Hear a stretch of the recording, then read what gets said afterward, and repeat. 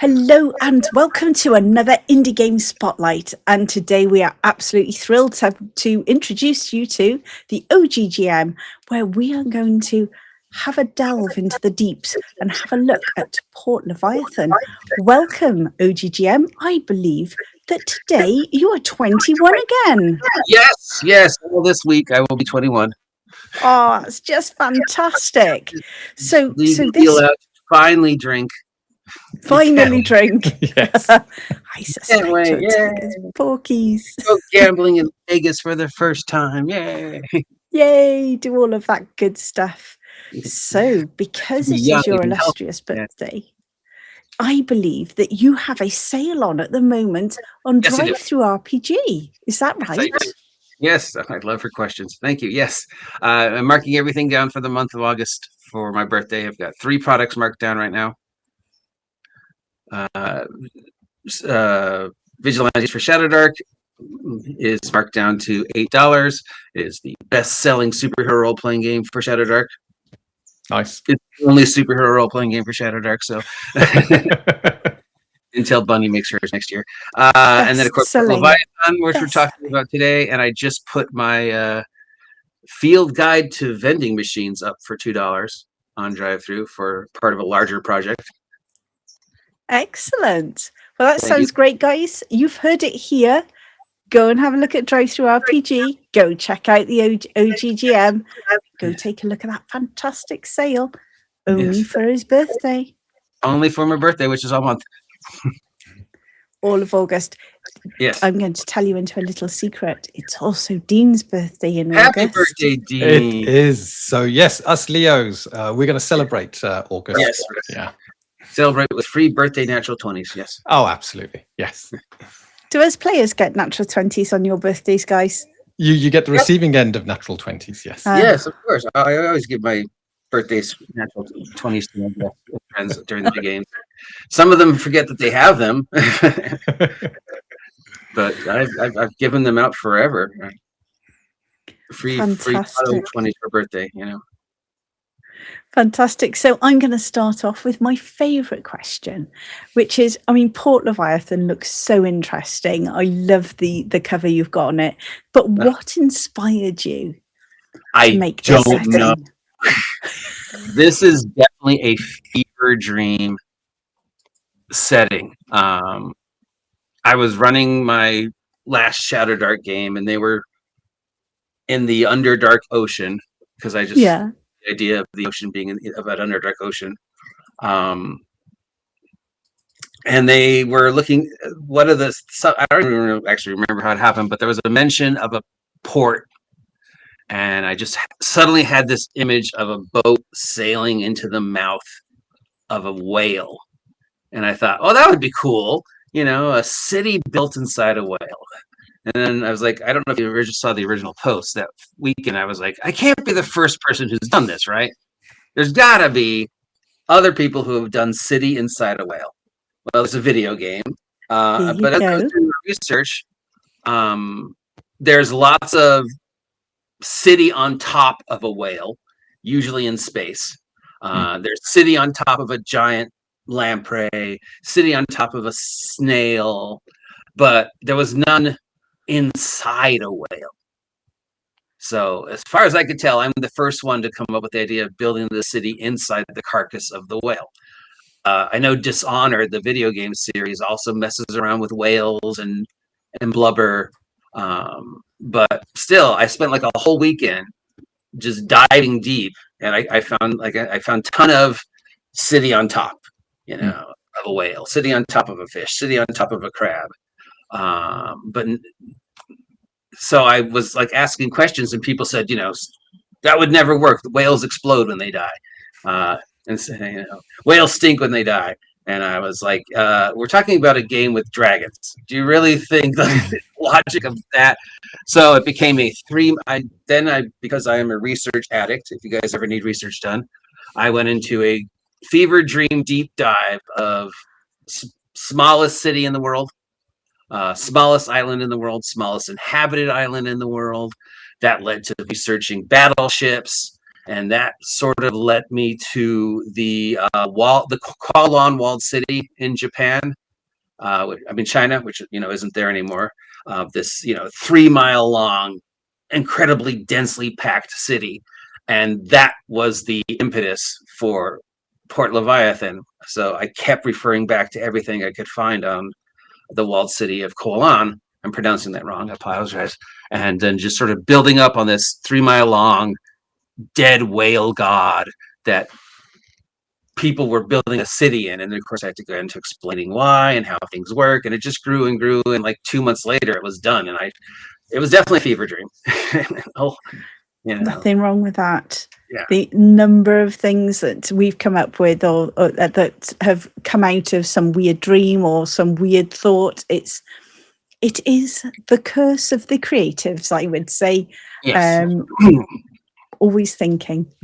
Yes, it's the curse of the obsessive compulsiveness side of me. I just had to know more, and it was just so fascinating discovering all these little, bits of knowledge and then just hammering them into this bizarre body horror steampunk city.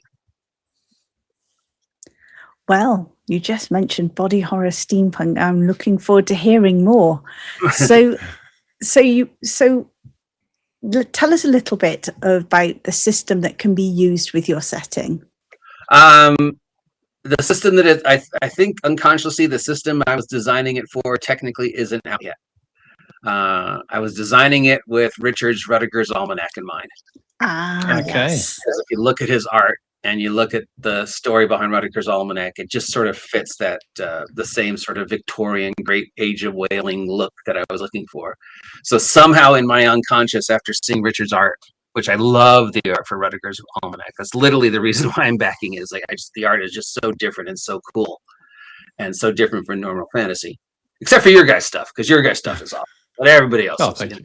It was just something I'd never seen before, and we love Rutigers. We absolutely love Rutigers, and we've backed it. We were number 2. We were number 2. We on were the, number 2 on the backing train. it. So yeah, I'm number 69. Oh, dude, what a cool number! I'm expecting a special prize still. So yeah, I love Dinosaur Pirate Jungle Island is my favorite setting. I love the more quasi almost modern pirate feel of fantasy. That's like the fantasy. My fantasy is, my favorite published setting is Freeport from Green Ronin, which is giant pirate city. So that imagery was in there, and then I saw Richard's imagery for Rudiger's, and I think that sort of inspired it. So technically it is any OSR system, but I think unconsciously I was designing it for Rudiger's. And that look, that feel of the great age of whaling and the great age of exploration and just the great age of Victorian steampunk technology and that whole thing. I wanted to do something different than grimmy, dark, grim fantasy, because everybody's doing grimmy, dark, grim fantasy. Yeah, there's a lot of grimmy, dark, grim fantasy. Yes, there's a lot out there. Yeah. That's really cool. So did that mean that when you took a look at it and you started building it out, did you actually incorporate any things that would actually play towards the rules of Rutigers or any other system? No, it's system agnostic. I'm using generic OSE, so armor class hit points when I have to. Cool. But I've tried to keep it as system agnostic as I could, so that you can just fit it into any system. I even go in to address certain things, like if you get to the Q&A section about how this sort of implies a certain level of technology, what if the world doesn't have that certain level of technology? And I go into explain how, well, maybe that only exists on the whale. And the whale is, well, I constantly hint that the whale is not as dead as they think it is. Maybe it's subtly influencing everybody. So if somebody says, well, I'm running more of a classic Hollywood medieval, how do I fit this steampunk gigantic whale, which has gears and gadgets and alchemical technology and necromancy and all this other weird stuff? It exists only on the whale. Something about the whale allows that to work. So if it's not in your game, it doesn't matter. Oh, that's well cool. And maybe it doesn't work once it leaves the whale. I really like the sound of that. That sounds exceedingly interesting. Yeah, well, I knew people were going to ask about regular fantasy games. So do you want to give us an overview of your setting, the whale, the Port Leviathan? Port Leviathan. Port Leviathan is a 3 mile long, 1 mile high, 1 mile wide carcass of a dead whale god that was discovered by accident. As far as they don't know if there's more, they don't know what killed it. And whaling is a huge source of income, or it was.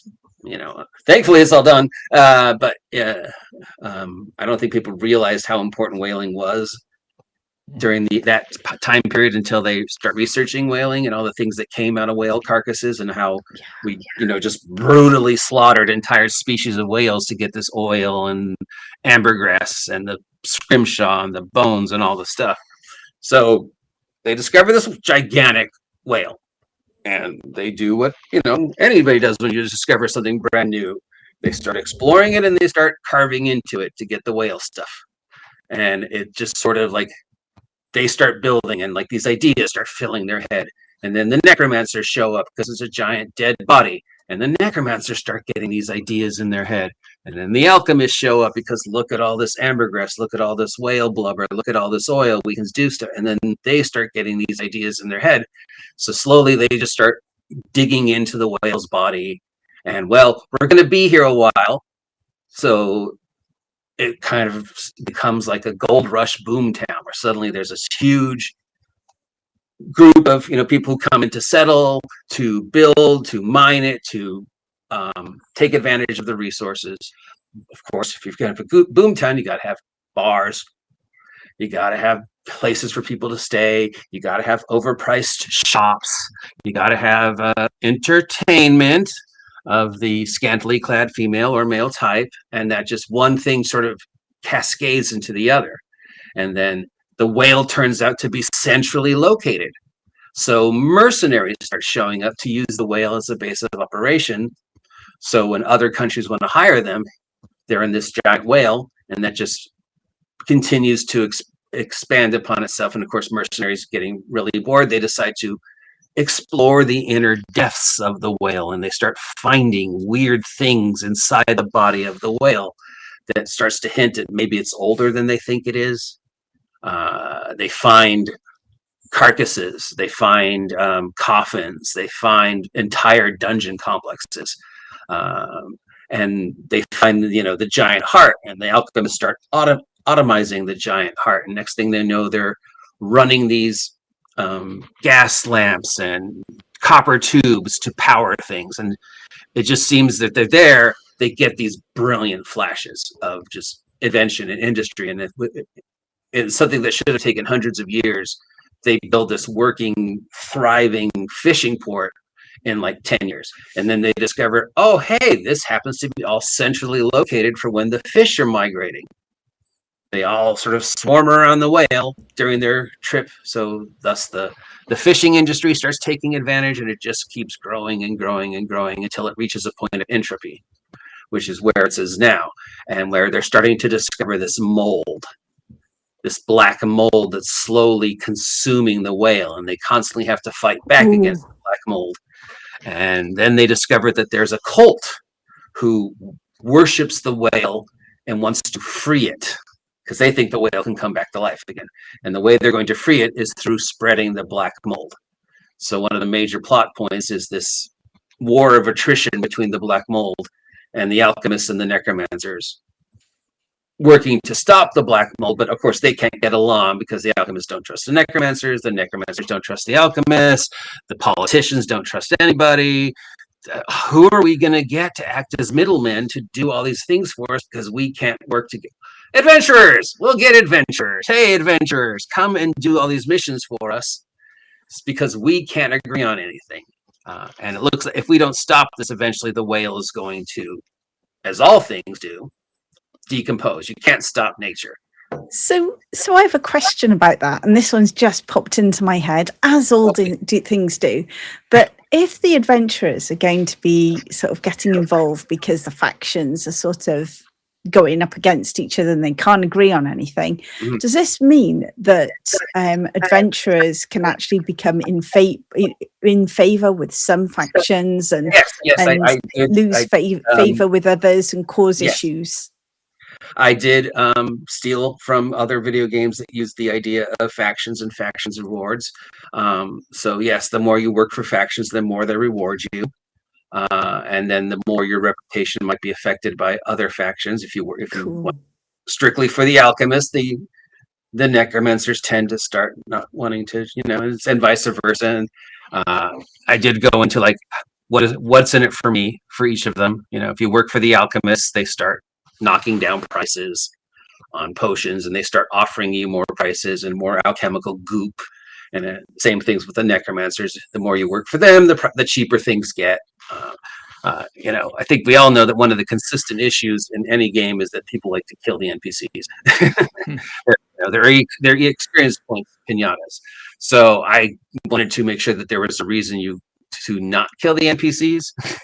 And if you don't kill them, you increase the chances of them giving you stuff, which is cool.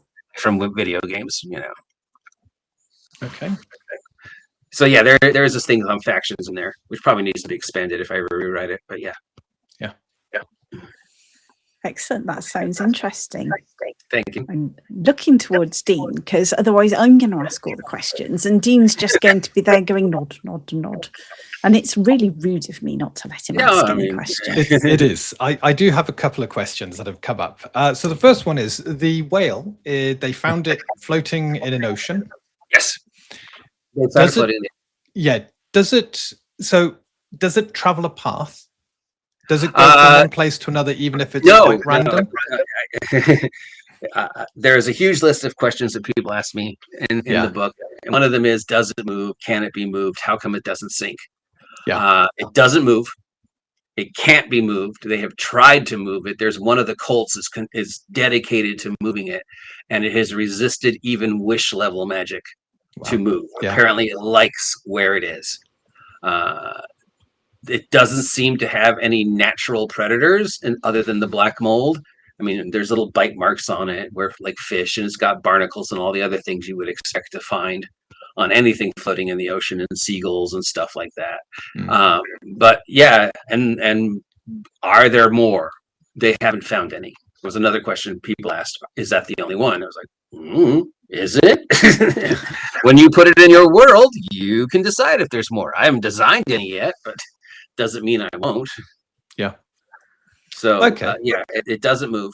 They technically have it chained to the bottom of the ocean, but it's more for looks. So people think it's safe, but yeah, they can't move it. Okay, fantastic. Does that mean when there are large swells, a huge storm comes over, does it kind of rise up and down with the storm, or does the storm? Nobody else has that one yet. I'll have to put that in. I'm thinking, will the mouth become, will the waves just come crashing over the makeshift docks and into the? I hadn't thought of that one. Thanks, Dean. I'll have to add that in. I would assume, obviously, the same magic that stops it from moving would also probably keep it relatively buoyant. It doesn't mean that stuff, the ocean would not rise. Did I put in a thing about this? I think I did put a thing about the docks getting flooded and the things that live on the dock and underneath the docks. Yeah. But thanks a lot. That sounds ominous. The things lurking above and beyond. Talking of things, and before we get too far through, you talked about this being OSR agnostic, so you're using standard OSR terminology. Yes. What kind of levels have you designed this for? Any? Are the encounters scalable, or is it? The encounters are very weird. Yeah. Obviously. Depending upon what part of the whale you are in. The whale has several sections. Some sections are open to the public. Some sections you're not supposed to be in. The lungs, the heart, the stomach are totally supposedly off limits. But yes, I've detailed all the encounters and all the factions and all the things you might see, words you can use to describe the area. But the encounters range from, most of them are folks. You encounter workmen, you encounter whatever, but there's also plenty of high level stuff there. There's vampires, there's plenty of undead. The thing just randomly seems to generate undead, which is why the necromancers obviously. Yeah, the necromancers are weird. Well, because it was the necromancer showed up because it's a giant dead body. Yeah, and then they started finding things inside it, and then they found that their magic works a lot better within the whale.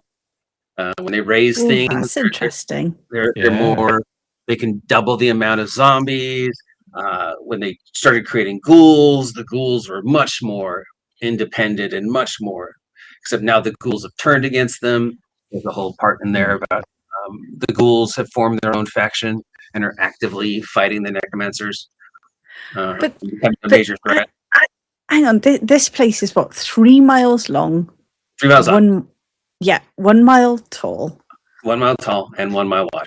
Just how many ghouls and stuff have they got? Because quite frankly, well, if you want to look it up under the city that it's inspired upon, 14,000 people lived in Kualong Walled City within a 3 mile radius because everything was so densely packed. Ghouls.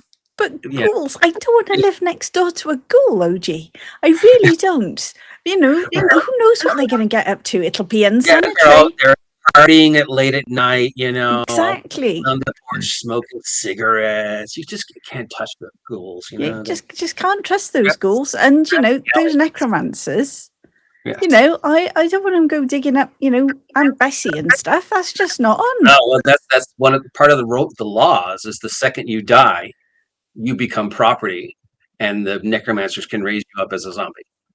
Because the zombies are a major workforce of the island, of the interiors, which the goblins are very upset about. There's a big war between the zombies and the goblins about who gets to do all the work. That's another storyline that's going through there. Don't tell me that they've all unionized. The goblins are trying to unionize, yes. Or something similar. The goblins are very used to them being the ones who gets to clean the toilets, and now these zombies are showing up trying to take all their jobs. So there's with it being quite agnostic, do I take it you've mentioned quite a few creatures? Do you just is the person who's running the adventure are they just looking at their own version of what they're running, the ghoul in there? So you kind of say it's a ghoul, look up your version of I have included some stats. You've got so if someone wants to use kind of like basic D&D or something like that with it, but they want to use your monster stats, you got full monster stats in there. Yes, from page 109 through 120. Yeah. There's a whole bunch of brilliant. Yeah. That's cool. Blah blah blah. That's page 47. Where is it? I haven't figured out. Monster stats are in, which is good. We like monster stats. That is. So it sounds like there's a lot to do, and it takes from first level right the way up. Yes. So like the first example, my favorite example, of course, would be the dinosaurs. Dinosaurs seem to appear on the whale at random. No one knows why, though many suspect it has something to do with the corpse's temporal instability. Stranger still, travelers from distant lands occasionally arrive at the docks carrying dinosaur eggs, though they remain highly tight-lipped about where or how they acquired them. Dinosaur eggs fetch enormous prices. Dinosaurs' meat is rare and an expensive delicacy, and live dinosaurs are highly sought after as mounts, guard beasts, beasts of burden, and even shock troops on the battlefield. And then I have example dinosaurs: pterodactyl, Tyrannosaurus Rex, Mastodon, saber-toothed. Wait, no, that's the Power Rangers. So the people who are living here in Port Leviathan, have they always been here, or did they sort of go there from somewhere else? If say, sorry, everybody there is someplace else. It's like it's inspired by a boomtown. So there was a boomtown rush in during the fishing season. The population triples, and then the off season, the population dwindles down to a few hundred. A lot of the stores shut down. It becomes a ghost town almost. But there's all these, like I said, there's mercenary units that use it as a base of operations. So there's islands they can explore if people want. Yeah, I don't intend it to be the entire campaign. It's one of, I assume people would use it for just part of something a lot larger. Obviously, you could run an entire city-based campaign in it. I mean, the longest game I ever ran was a 9-year-long game in Freeport, and I think they left twice. So, that sounds great. I have to say, I love your cover, and I love that sort of drawing. It was fantastic. Yeah, I'm trying to get a real artist to draw it, but she's being very, very lazy about it. So I'm still using the comptometer art. But everything else art is from public domain. Fantastic. So public domain. That's from the Age of Whaling, pictures of the city. There's another underground city in Turkey that I used a lot of the art from. Nice. Ran it through the filter so it looks more grainy and organic. Yeah. Pictures of the insides of shells, pictures of anything that just looked body horror, organic, aquatic. Excellent. So we've covered about how big it is. Mm-hmm. I'm assuming that you only have one sort of biome. You're not going to have, sort of tundra and jungle and stuff like that. There's not necessarily biomes, but there are sections. There's the heart is one. I mean, there's the main section, which is the docks. There's the secondary section, which is all the buildings on the surface of the whale, like in the picture. There's what's known as the catacombs or the catwalks, which is the series of interconnecting bridges and stairs and things that are supposed to get you from point A to point B, but have sort of become also their own little ecosystem of people that are taking advantage and living in there, people who just build houses out of the side of the flesh. And then on the surface, you have the older town where the government center is, all the old gut works, the factories where they used to just carve up the chunks of flesh, and they're all just now laying there, hardly ever used, and people say they can still hear the screams and stuff like that. So when the cities, when the flush is in of the sailors, everything's lit up, all the buildings are full, it's a boom town. But then when the city's empty, all these buildings lay empty, everything shuts down, it becomes dark, they turn off the power, things tend to come crawling out. Inside the body, there are sections no one's supposed to go into unless they're either a necromancer or, and there's like the lungs. There's the stomach, which is where all the stuff is processed and you can't go in there. It's a highly toxic environment. There's toxic acid, and you've got to wear the whole alchemical hazmat suit. But adventurers always find a way, and watch Babylon 5 or anything about a large place.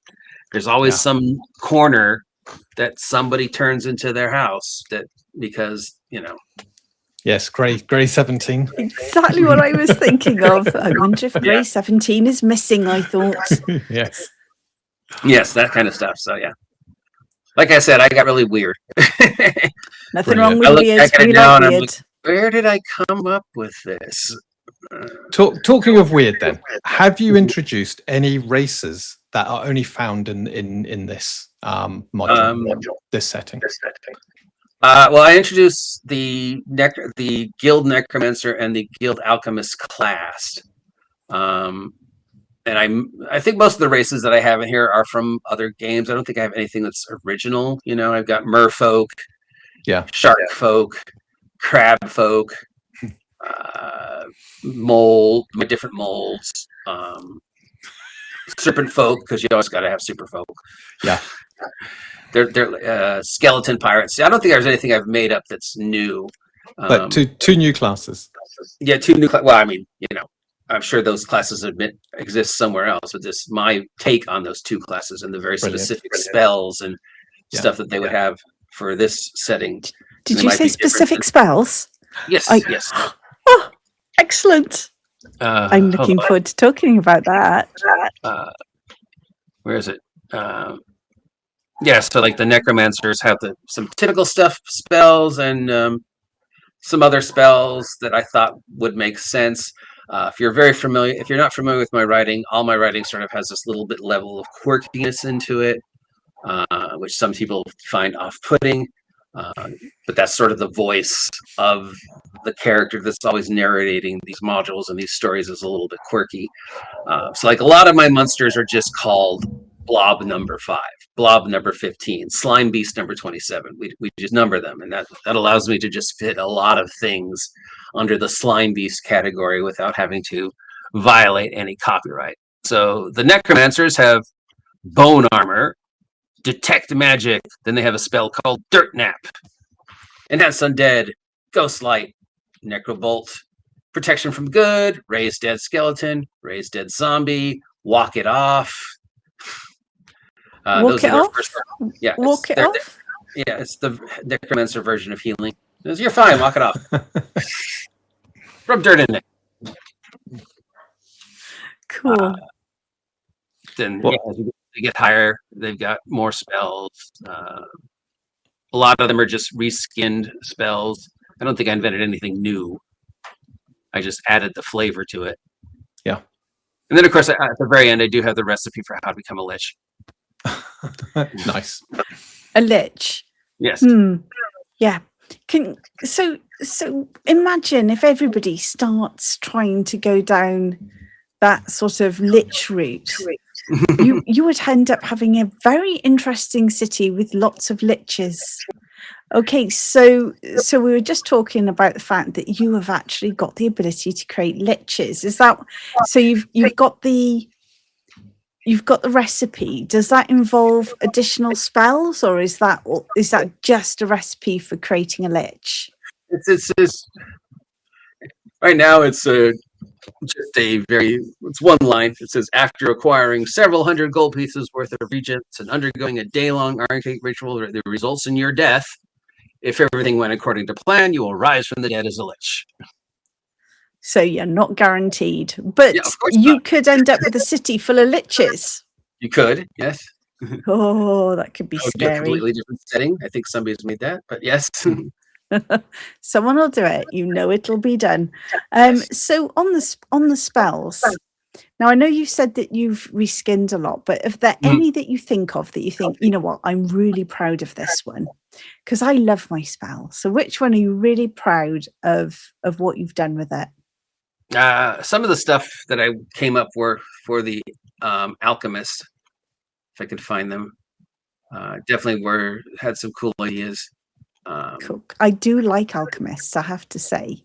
I would definitely always ear more to the sort of alchemist side than the necromancy. I've never quite fancied necromancy. I've never wanted to play a necromancer. Even when we've played stuff like Diablo, I've never wanted to. I've always gone wizard, not necromancer. But that's just me. So yeah, I'm really interested in your alchemy. So all my alchemy spells have names after the people who created them, the alchemists.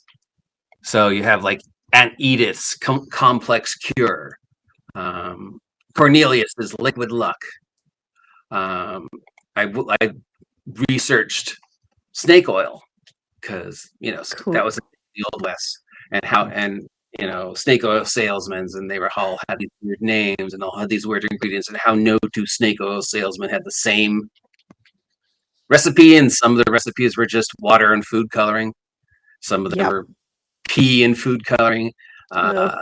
My favorite that I found of all the different snake oils that they were able to reconstitute was a hair tonic. It was like Dr. something another's hair tonic. And, it was supposed to cure your hair, dizziness, stomach ache, because the whole thing of snake oils they had to cure 4 or 5 different things.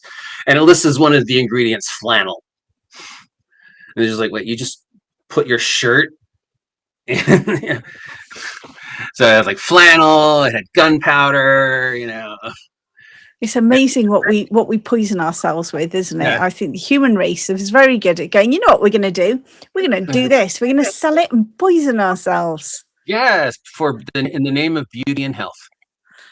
So all the alchemists are named after the person who invented them. And they all have feel a little bit more theatrical, I would say. than say the necromancer ones. The necromancer spells are very much accomplish a goal. I don't need to give it a fancy name. I'm a necromancer. And so all the alchemical ones are more fanciful. And as you get to the higher level ones, they're all known as secrets. One of the secrets is something called Zoop Cola. So what's Zoop Cola then?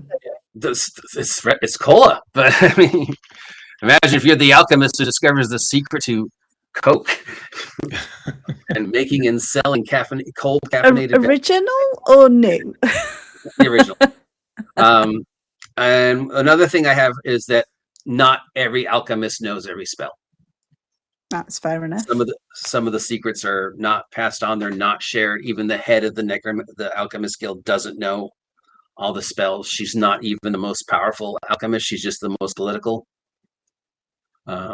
So yeah, I made the secrets very much part of the alchemy class that you're never going to learn all of them.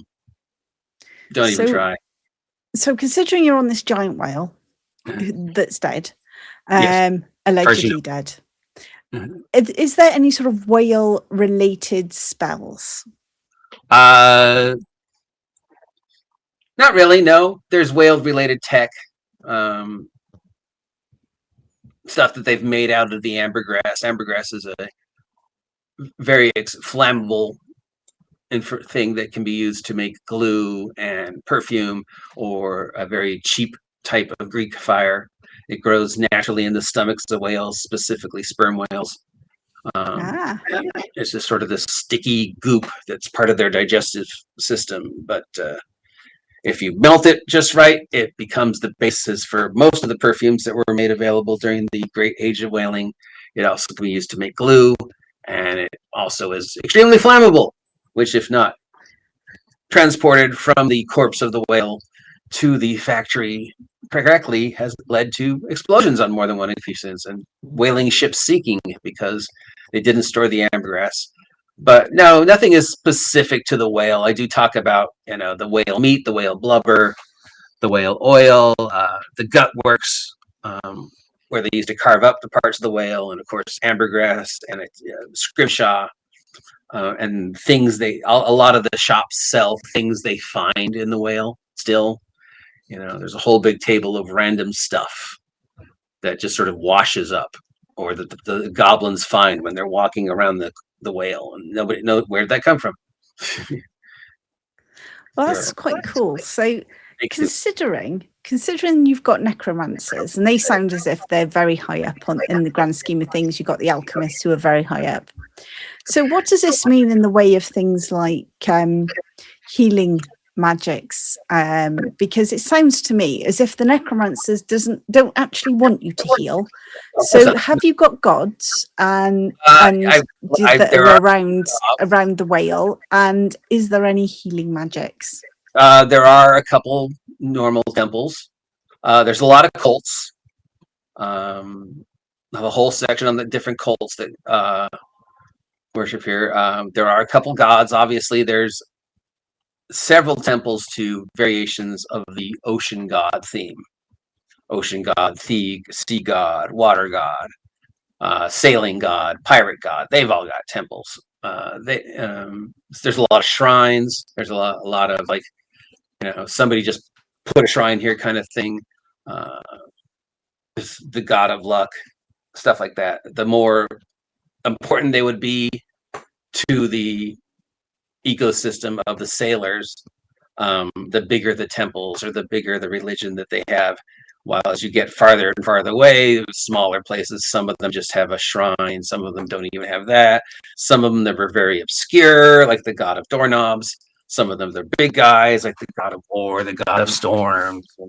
Sailors, and especially pirates, were incredibly superstitious, because the water is dangerous and the ocean wants to kill you, and they're constantly fighting against this gigantic force that wants to kill you. The ocean wants to kill you. The ocean does not want you floating on it. So pirates were incredibly superstitious, and they would all have their own little rituals and their own little superstitions. The black spot, spitting and turning 3 times, the whole thing about vows and violating vows, and pouring alcohol before you leave, throwing gold in the water before you leave. All these things that sailors and pirates would do to hopefully appease the ocean, that it wouldn't kill them and they'd make it home safe. So yes, obviously there are a lot of religions. So you can get normal healing. This is still a fantasy setting, so there will still be player character and NPC clerics. It's just some of them will have an actual building they can go to. Others just kind of are stuck with, some alley where somebody built one shrine to their god. Cool. That's very interesting. I'm looking at Dean. You're looking at me. Yes. Does the whale interfere with teleportation? Nope. Or if you know a location in the whale, can you teleport to it? Yep. Yeah. Yep. So that's a great way to explore. If you're high enough level to explore, knowing you've got a teleport that can get you out of harm's way. Well, I mean, obviously, you have to go there first. Yeah. You can't teleport to someplace you've never been to before. Yeah, but you could teleport away from danger. Yes. Back to somewhere you have your base of operations in a more civilized part of the whale. Yeah. True. That would be true for any high level adventurer. Okay, so the whale doesn't interfere with teleportation. That's interesting. They forget that they have teleport. Yeah. Wow. What they think? No mage that has teleport will ever forget they've got teleport. Once they realize how useful it is. We've been playing different games then.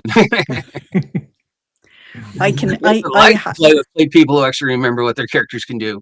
Well, that's a different story.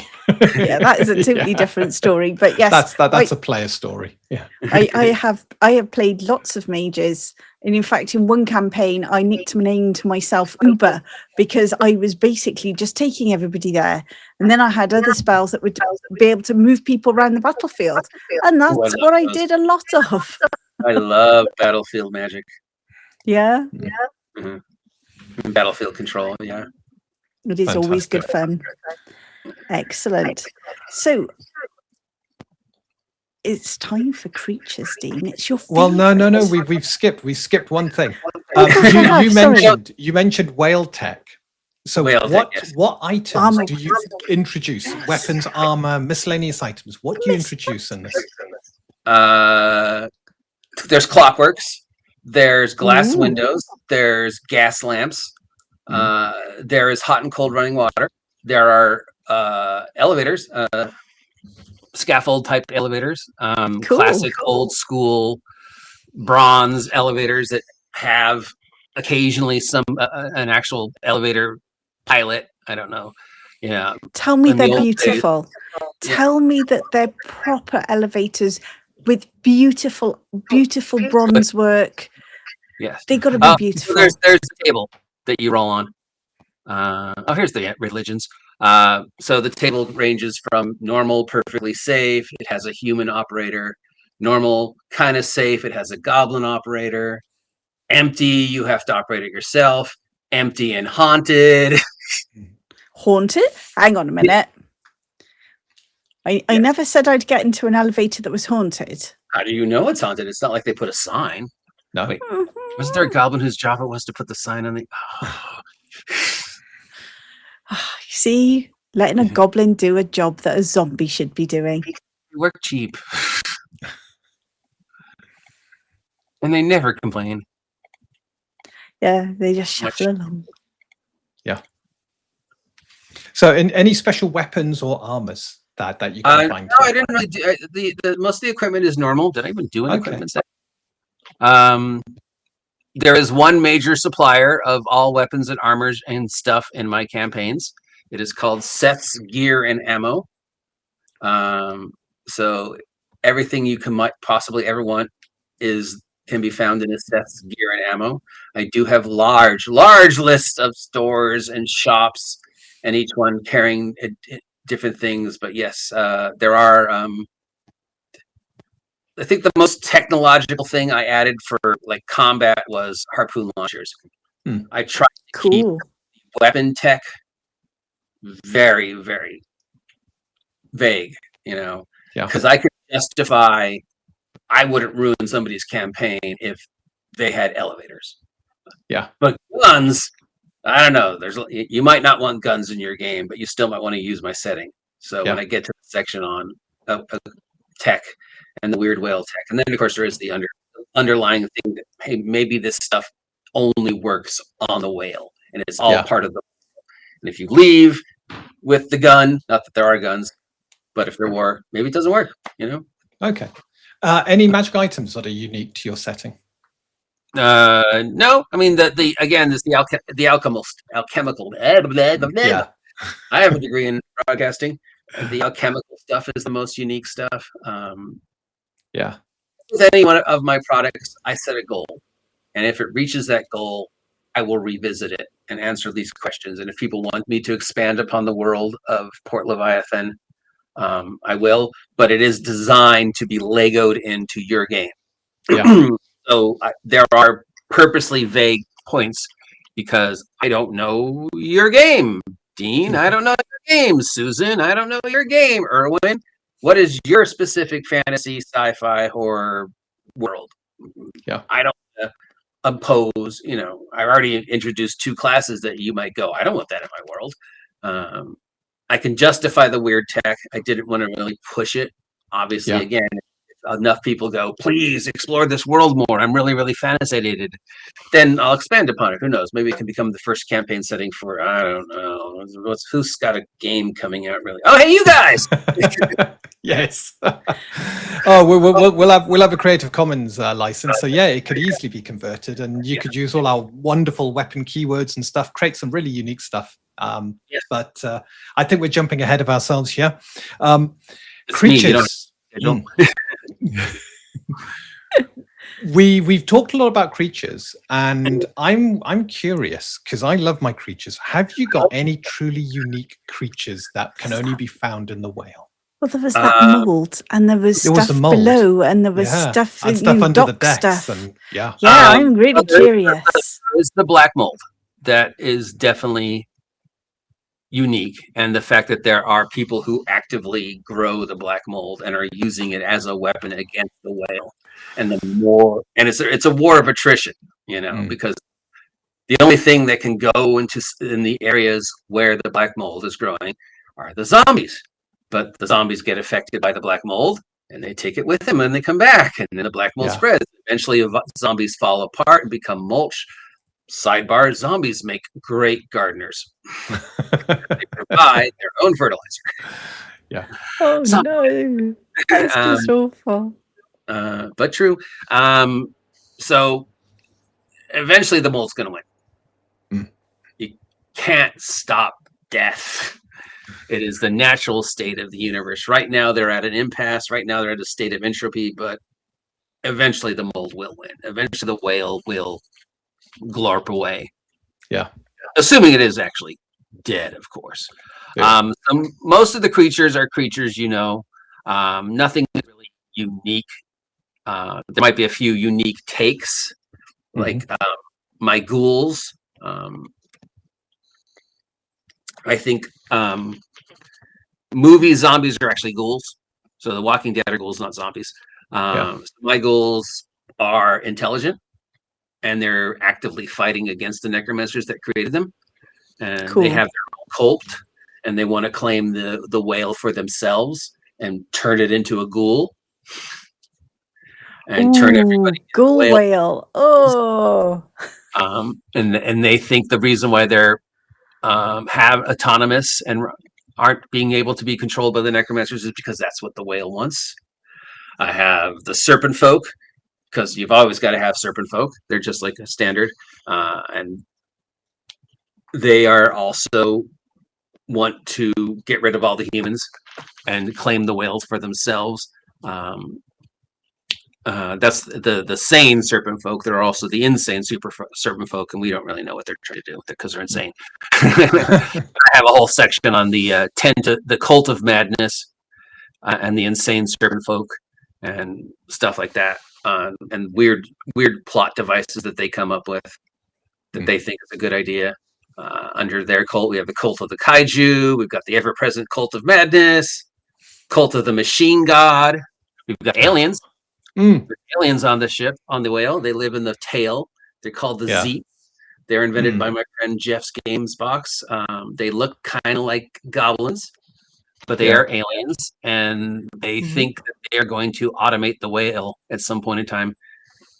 Then there's the actual cult of the whale, and then all these different types of monsters. But most of the creatures are, merfolk, shark folk, crab folk, fish folk, all the humanoid races. Strangely enough, there were a bunch of races that never made sense. Like there's no orcs. And you would think orc pirates would just love this. But when I was finished with it, I asked myself, why aren't there any orcs? Why? At no point in time did I think there would be orcs. It just didn't feel right that there would be orcs. And so in my mind, the orcs are so afraid of this place and so disgusted of it that they won't even set foot on it. It's the one place they don't want to conquer if they're bad guys in your world. So that was how I could explain there's no a lot of the races that aren't there, because I had to go back, and when I was doing all the races, going, wait, why didn't I include what was that? What were my thought patterns? Where was my weird brain when I was designing this that I didn't include X? What was my subconscious logic? We have dinosaurs. Maybe the orcs don't actually like the sea. Maybe the orcs are happy being on in their boats. They might be happy on dry land, but that sort of whale is just completely beyond their comprehension, so they won't go near it. I do mention that sort of. Do you know what fish do in the water? We've got kaiju. Got to have kaiju. Merfolk. The mold is probably the newest mold. The only really new monster. My different types of mold. Black mold, green mold, pink mold, tentacle mold. Tentacle mold? Shark folk. Skeleton pirates. Skeleton pirates are always fun. Yeah, you gotta have some skeleton pirates. And then some other things that are hinted at, like the diseases, whole section of the diseases, and the poisons, section on the great whaling.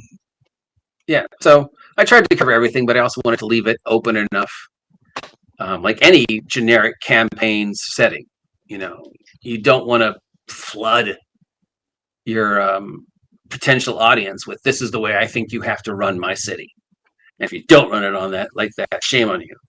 It's more like, this is the way I ran it my way. But the second you pay your $8 now available on DriveThru, it becomes your city. And I have no say in what you do with it after you buy it. Put it in the middle of a desert. I don't know.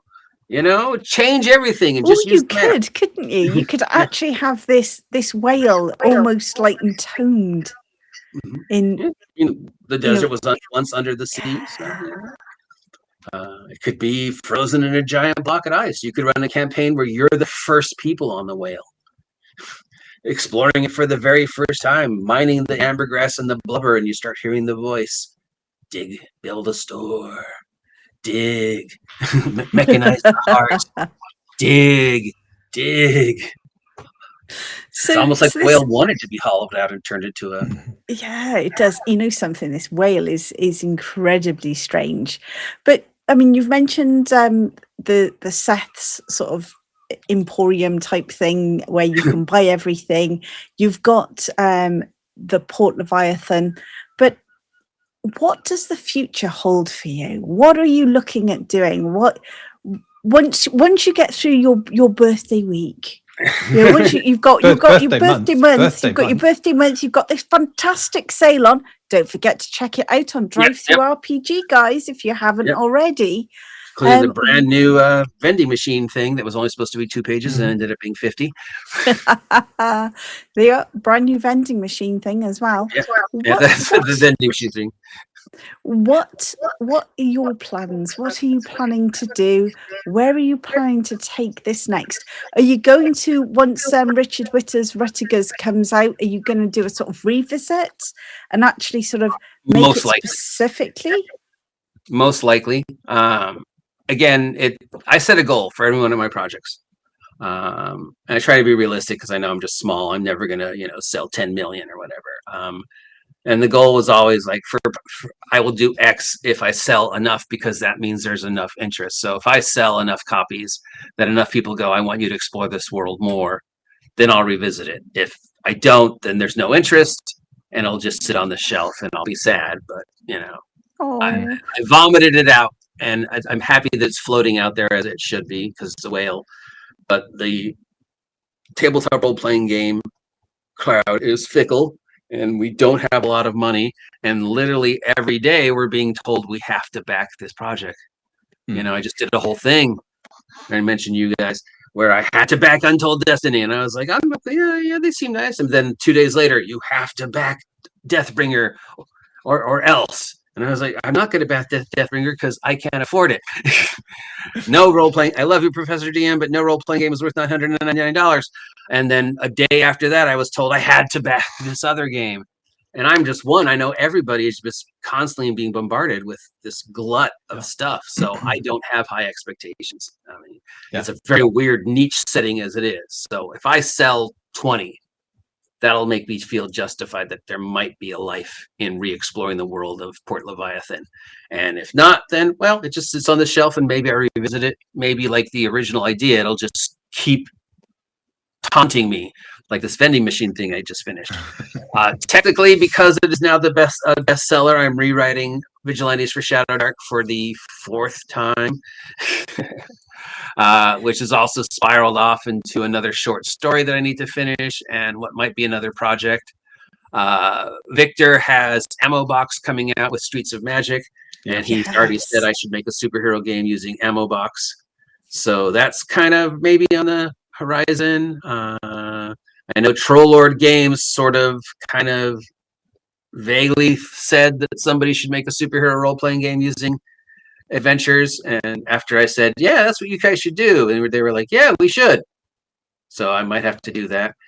So yeah, right now the project is I'm rewriting Vigilantes for Shadowdark for the 4th time, trying to get back to the original shared universe without going off into a whole separate tangent of what the Vigilantes for Shadowdark universe is. Daniel from Driving and Dragons and I are working on the eventual campaign setting for my imaginary city, Fresno, Nevada, broadcasting live from Site B, located in the mythical town of Fresno, Nevada. So that's another side project, is just expanding upon the Fresno, Nevada universe, which ties directly to the Vigilantes for Shadowdark universe, because it's all set in Fresno, Nevada, and around Fresno, Nevada. So that's what I'm working on now. Right now, I'm back in superhero mode. I just finished this vending machine thing, which is just table after table after table of the different types of vending machines. That's part of the larger Fresno, Nevada road trip project. So eventually it'll be all these different things you can encounter as you're driving on this mythical road to this mythical town. So who knows? I mean, tomorrow I might be jumped by the frog of inspiration. Somebody might be like, dude, you need to do more with this setting. It's such an original and unique setting.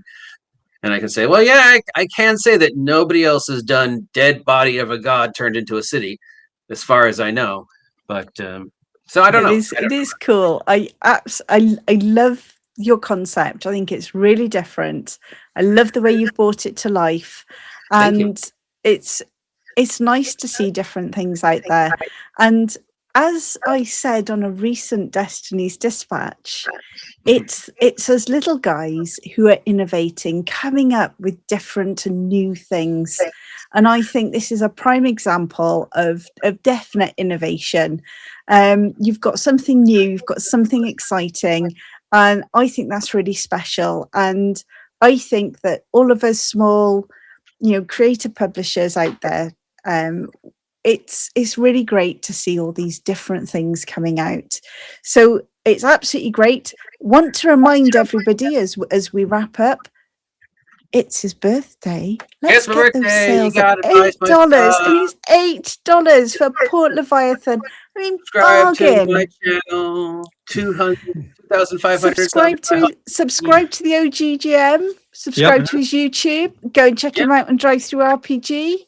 And Yeah, totally. And don't forget to like this video, share it, and don't Yes. forget to subscribe to us and Yep. also to Subscribe to OGGM, them 'cause they're awesome.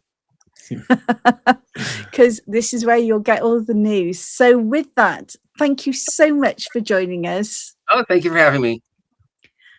And You definitely give me Dean, some new things I have to think about. So thank you. Oh no! We always do. Anytime. Do you know what? It sounds a fascinating setting, Thank you. and it's got so much I'll possibility revisit it at some if point in you time. get the people backing you. So, I just want more people to go over to DriveThru, have a good look at it, drop it into your setting, use it however you wish. It sounds unique, sounds quite wacky. I like it. Yeah. Thank you.